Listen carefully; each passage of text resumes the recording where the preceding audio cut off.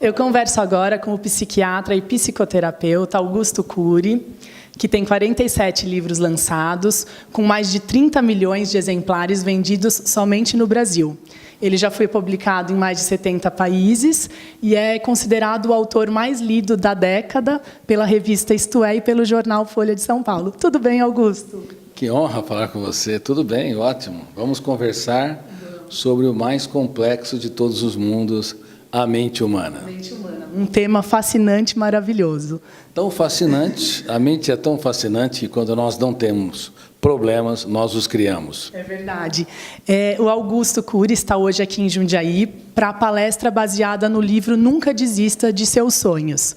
E no início do livro ele já fala que os sonhos precisam também, para ser concretizados, de disciplina, porque sonhos sem disciplinas vão gerar pessoas frustradas e disciplina sem sonhos, pessoas autômatas, que operam como robôs, só cumprem ordens. E o sonho com disciplina vai trazer o êxito. Além disso, você afirma que o combustível emocional para um sonho, para ele ser verdadeiro, é a paixão pela vida, o amor pela humanidade.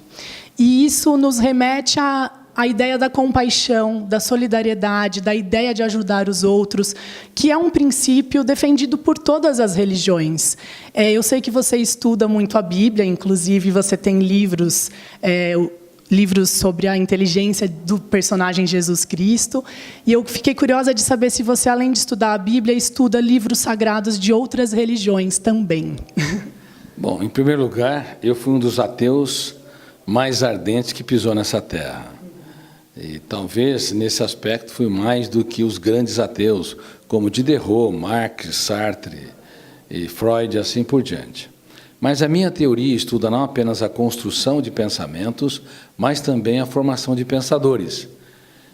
E, nesse aspecto, com muita humildade, acho que fui um dos poucos pesquisadores que se arriscaram a estudar como mulheres e homens saíram fora da curva, libertaram seu imaginário e desenvolveram grandes ideias, como Freud saiu da condição de ser um simples médico, ou Einstein de um simples físico, ou Hegel de um simples filósofo, e produziu brilhantes ideias. Eles usaram, na verdade, algumas ferramentas que não são utilizadas hoje no teatro das escolas. As escolas têm robotizado as crianças, se preocupado demais com as provas escolares, em bombardear o córtex cerebral com milhões de dados, e não dão subsídios para que crianças, adolescentes e universitários, e até mesmo pós-graduandos, e aqueles que fazem mestrado e doutorado, o stricto sensu, enfim, não têm dado subsídios para a gestão da emoção. Sem gestão da emoção, ricos se tornam miseráveis. Casais começam o seu relacionamento no céu do afeto e terminam no inferno dos atritos. Alunos fazem as provas escolares, mas eles, ainda que tenham êxito nas provas, desaprovam-se dramaticamente diante das provas da vida. Crises, perdas, lágrimas, caos, capacidade de se superar quando o mundo desaba sobre si, enfim. Nós estamos vivendo dias muito difíceis. E, infelizmente, nós precisamos mudar a era da educação, da era da informação para a era do eu como gestor da mente humana. Isso é um novo paradigma. E não apenas no Brasil as escolas e universidades erram, mas as grandes escolas do mundo também falham.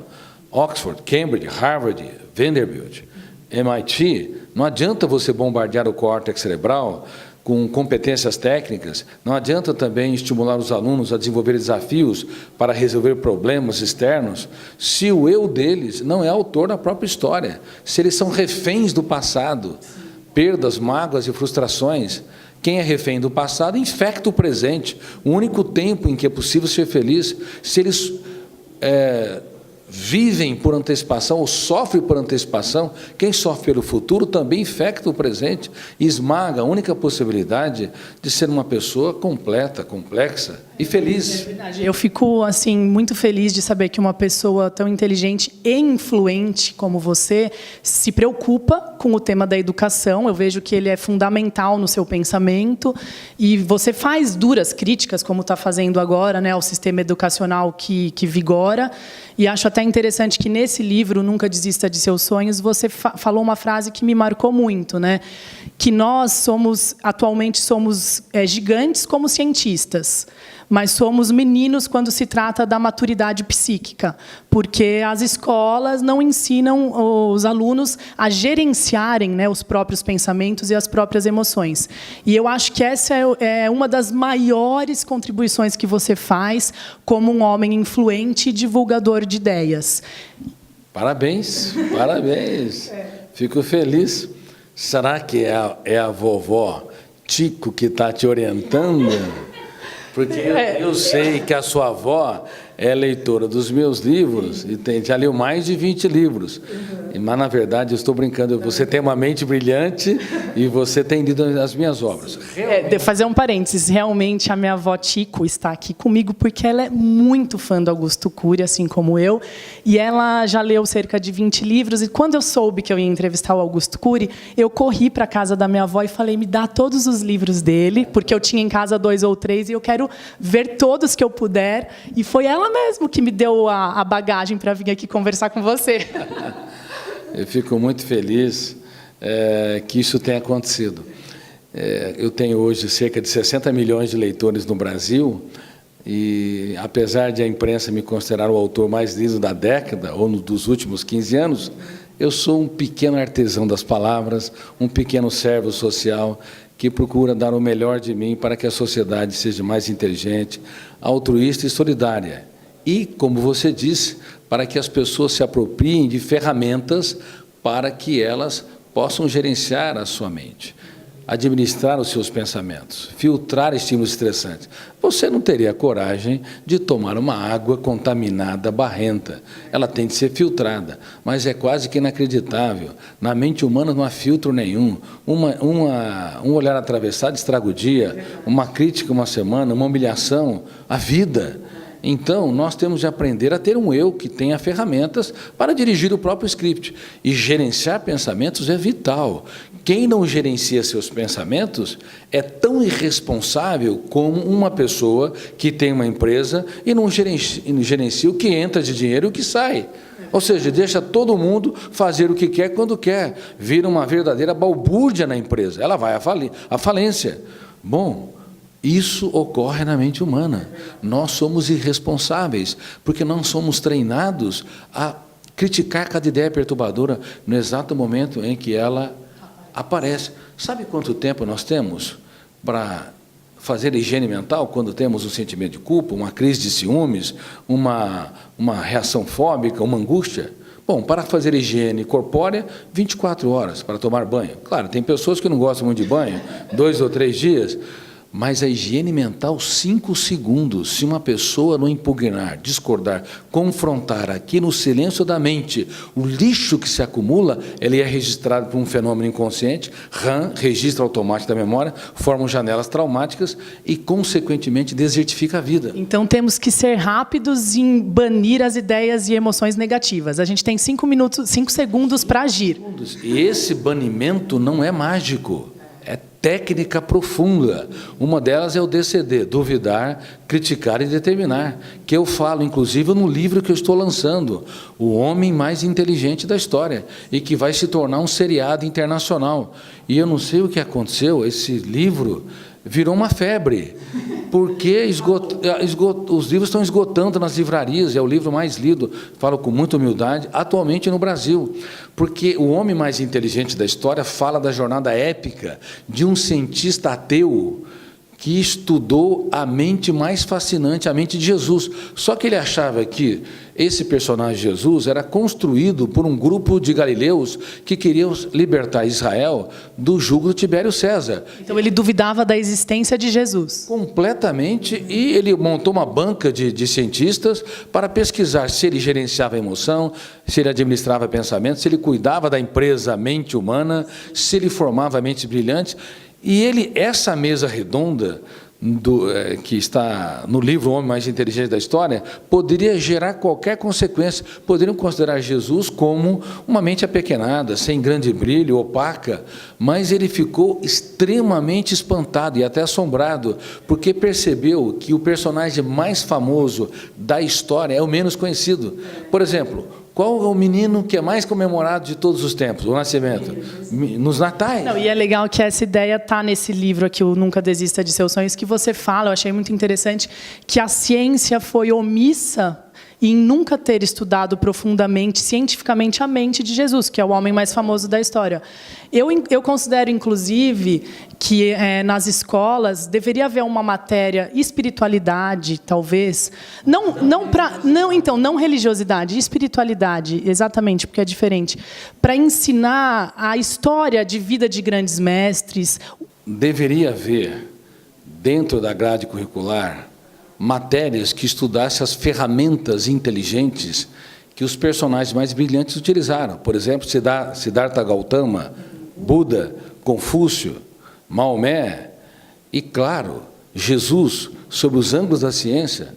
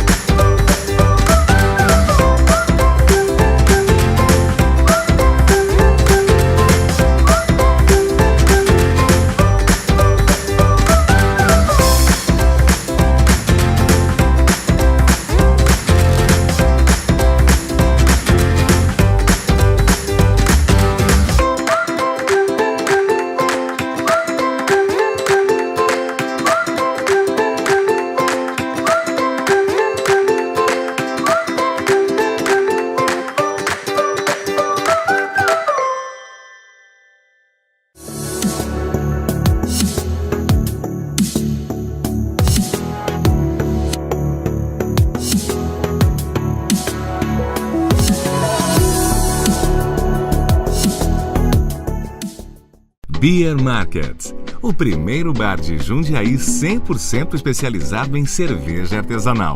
São mais de 300 rótulos, diversos chopes, música ao vivo e uma cozinha diferente de tudo que você já viu.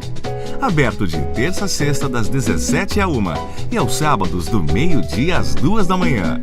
Vem pro Beer! The Beer Market Empório e Bar, Unit Mall, Rua Eduardo Tomanique, número 900.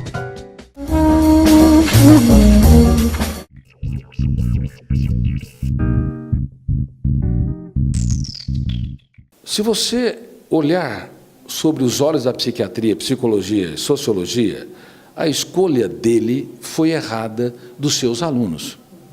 Você teria coragem de pegar nas ruas, na margem das ruas, pessoas completamente preparadas para executar seu projeto? Essa parte do livro é muito legal, que você fala de Jesus escolhendo os discípulos, e ele escolheu pessoas despreparadas, mas onde ele via um diamante bruto, né? E ele teve coragem de escolher essas pessoas. E é surpreendente porque eu estendo esse assunto no livro O Homem Mais Inteligente da História. Por exemplo, Pedro era hiperativo, tenso e ansioso.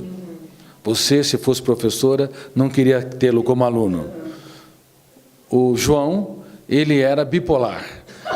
No momento era tranquilo, no outro queria eliminar quem não andava com o seu mestre. Tomé era paranoico, tinha ideias de perseguição, não confiava nem na sua própria sombra.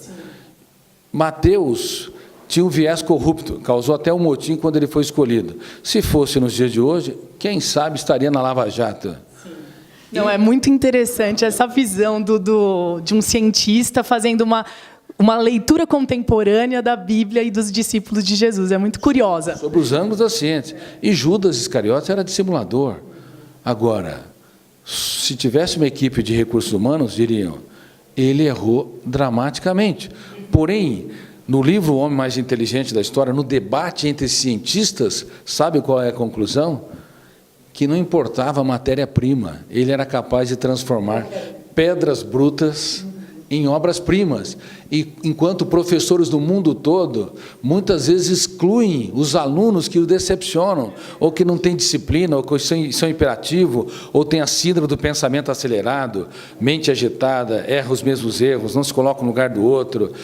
São pessoas que não têm empatia. Bom, enfim, ele nunca descartou um aluno. Pais acabam conversando com seus filhos quando os filhos não sabem falar, quando eles são bebês. Quando eles aprendem a falar, não conversam. Cometem um crime educacional. Raramente os pais falam das suas lágrimas para os seus filhos aprenderem a chorar as deles. Ao passo que, sobre os ângulos da ciência, esse homem tão famoso e tão desconhecido, Jesus, ele chorou diante dos seus discípulos. Eu quero saber quem são os líderes espirituais que têm coragem de chorar diante dos seus liderados. De abrir o coração. E já que estamos falando de Jesus, eu sei que você não tem uma religião específica, mas se considera cristão. Cristão sem fronteira. Um cristão sem fronteiras. No início desse livro, você agradece a sua família, sua esposa Suleima, suas 3 filhas, e agradece a Deus de uma forma bem poética, falando que agradece diariamente por Ele emprestar o coração que pulsa, o oxigênio que respira, o solo em que caminha e os milhões de itens necessários para a existência.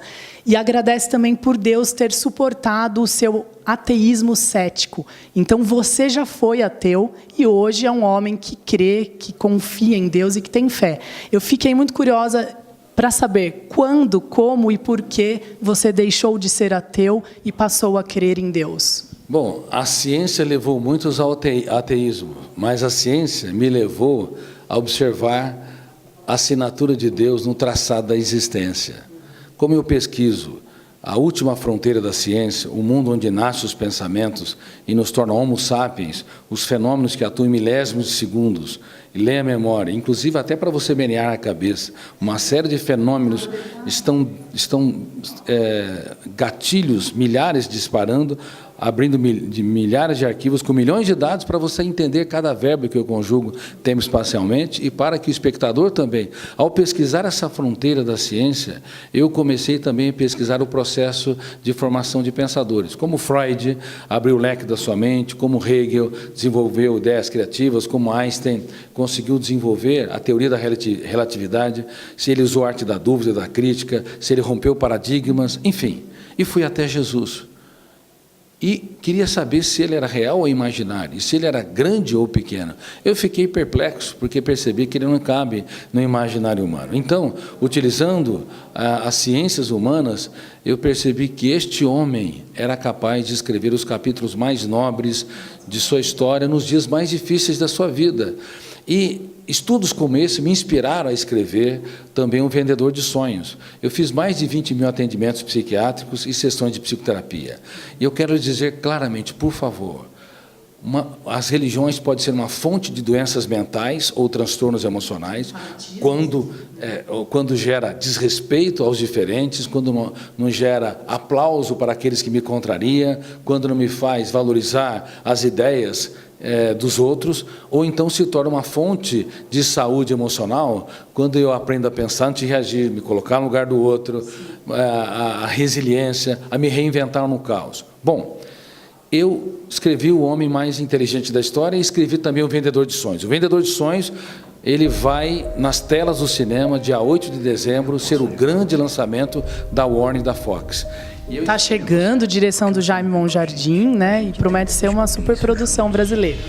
Bom, a Warner e a Fox disseram que nunca viram um trailer com tanto impacto, atingiu 10 a 15 milhões de pessoas alcançadas.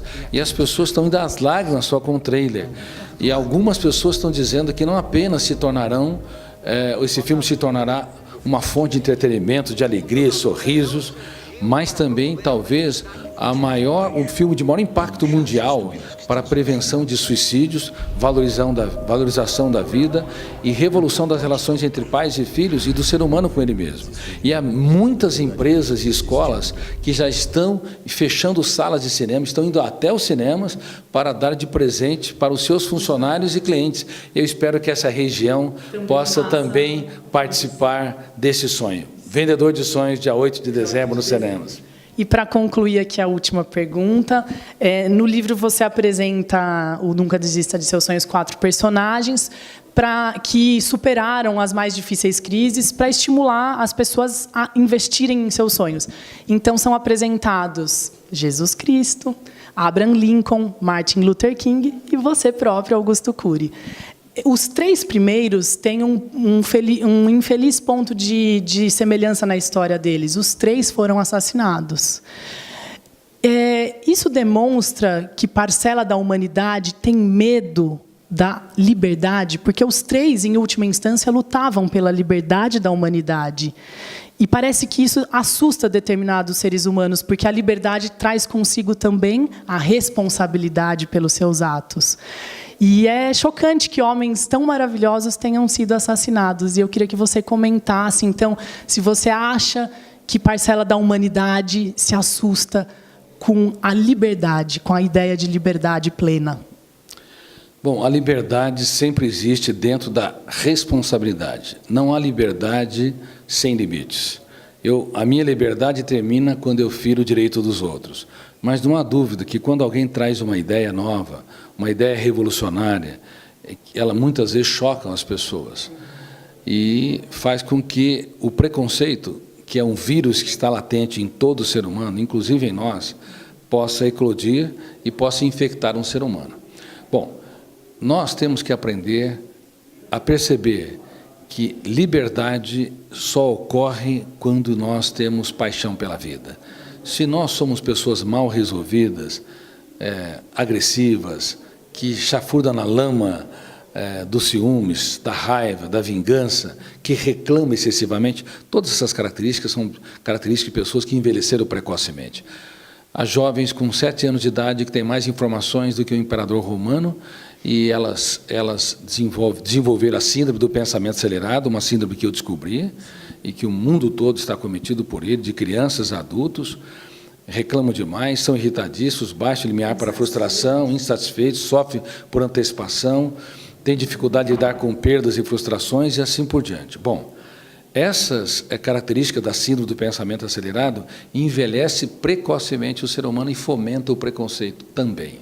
Então, por isso, quando alguém traz uma nova ideia, o risco de ele ser rechaçado, criticado é grande. Por isso, temos que corrigir o conceito. Em terra de cego, quem tem um olho não é rei. Ele é criticado, ele é excluído, ele é rejeitado.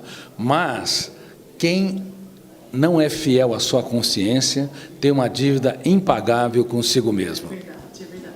Muito obrigada, foi um imenso prazer falar com você e vamos estar lá na plateia acompanhando a palestra. Um beijo, muito obrigada. Alessandra. Obrigada. Um beijo a todos. A cerveja de hoje é da cervejaria Mafiosa de Valinhos, é uma cervejaria também bem próxima aqui da região.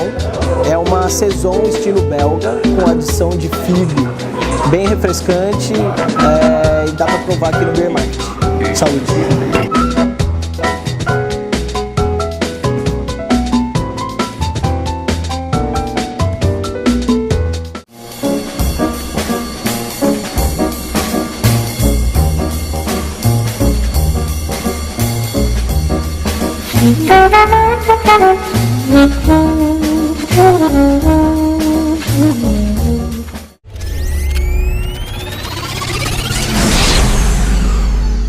Beer Market, o primeiro bar de Jundiaí 100% especializado em cerveja artesanal. São mais de 300 rótulos, diversos chopes, música ao vivo e uma cozinha diferente de tudo que você já viu. Aberto de terça a sexta das 17 à 1 e aos sábados do meio-dia às 2 da manhã. Vem pro Beer! The Beer Market Empório e Bar. Unit Mall, Rua Eduardo Tomanique, número 900.